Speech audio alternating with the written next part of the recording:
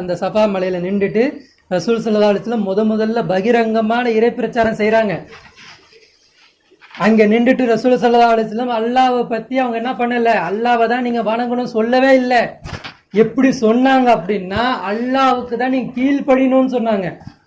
அஷ்ஹது அல்லா இலாஹ இல்லல்லாஹ், நான் சாட்சி சொல்கிறேன் என்னன்னு, அல்லாவை தவிர கீழ்ப்படிதலுக்கு வேற எந்த கடவுளும் கிடையாது. கீழ்ப்படிதல் தான் நம்மளுடைய வேலையே.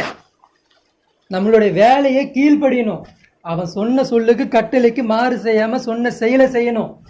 ஆனா நம்ம என்ன பண்றோம் தெரியுமா, அந்த கீழ்ப்படிதல் என்ற வார்த்தைக்கு வேற அர்த்தத்தை வச்சுக்கிட்டு, வணக்கம்ன்ற ஒரு அர்த்தத்தை வச்சுக்கிட்டு வணங்கிக்கிட்டு இருக்கோம்.